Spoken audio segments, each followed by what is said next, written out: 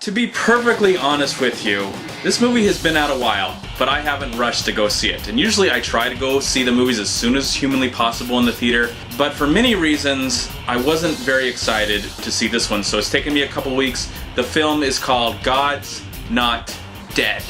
So, the last few religious-based films that I've witnessed, some of them have really upset me, and one of them actually became the worst film I saw in 2013.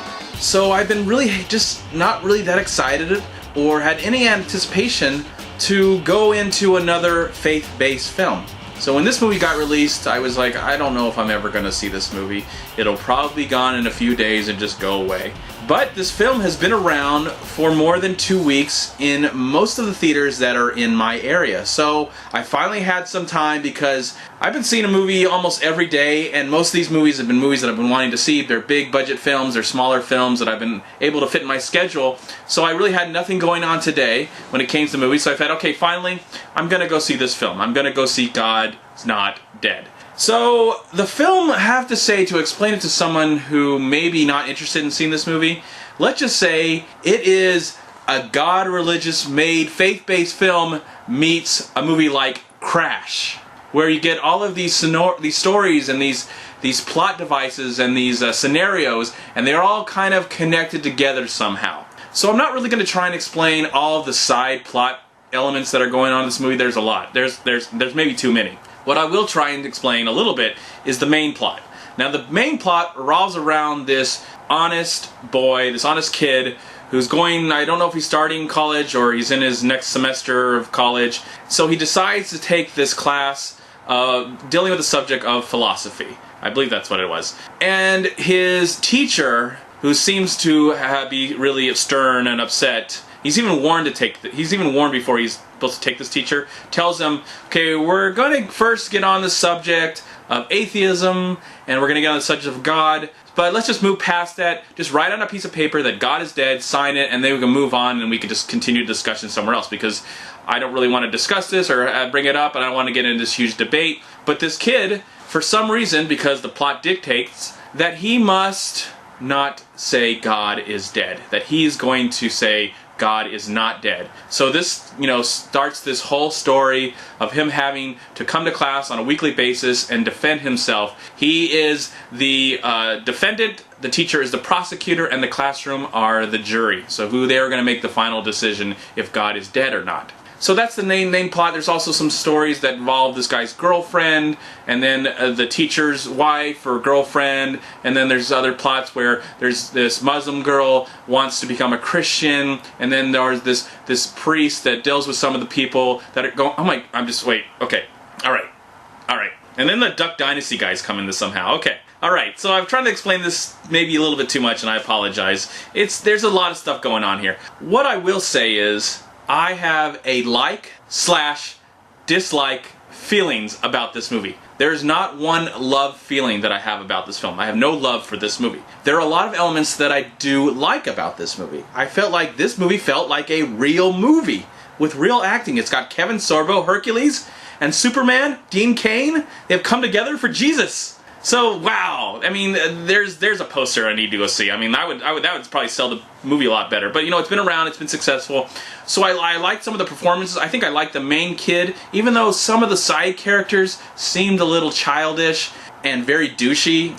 I just have to say, Dean Cain's character is a complete douchebag in this movie, and Kevin Sorbo is not a really great person himself. He's extremely flawed. But I do like that they do raise a debate of, getting both sides of the argument involved, and for a while it's that way. What I don't like about this movie is that it is one-sided. It's a one-sided argument. When it gets down to it, it is a religious, faith-based movie that doesn't really challenge the audience. I would rather have seen a movie which gives both sides in a very respectful way and then lets the audience decide who's right and who's wrong. That's the movie I would have liked to have seen, and that's the movie I wish got made. Because in the end, this movie has some pluses and has some minuses.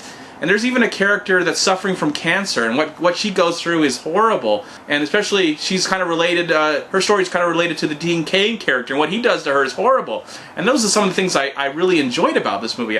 I mean, I liked the fact that it did feel like a legitimate movie. I felt like I was watching it, and I'm getting a little emotional, and I care about some of the characters. But then I just got so tired of the overall message of this movie. It's just like, okay, one side is right, and the other side is wrong. And I would have liked to say, hey, maybe both sides are right and wrong, and so let's discuss them. Let's have a real, honest discussion. That's the movie I wish I would have gotten. But of course, a movie called God's Not Dead, of course, is a movie about God is not dead. And for a person that believes that God is not dead, I would have liked a smarter movie than this. I would have liked a movie that maybe tackled both subjects in an honest way, and then didn't come off so ridiculous. And and stuff that happens at the end is completely over the top, and it just felt so. What a coincidence! That's my mind. Like, oh, what a nice coincidence! This all has to be tied up, and I didn't believe it after all. So I do like a lot of the stuff, and I don't like a lot of the stuff. And for that, I'm kind of split down the middle in my review. I think this is a movie. For the people that want to see this movie, it's a movie, but for the people that are going to stay away from it, you're probably going to stay away from it anyways. You probably have. It's been around for a couple weeks, and it's still making tons of money. So, either way, whatever. I would have liked a movie, really big movie, that tackled both subjects. That's what I'm getting at. For that, I'm going to say I kind of liked it.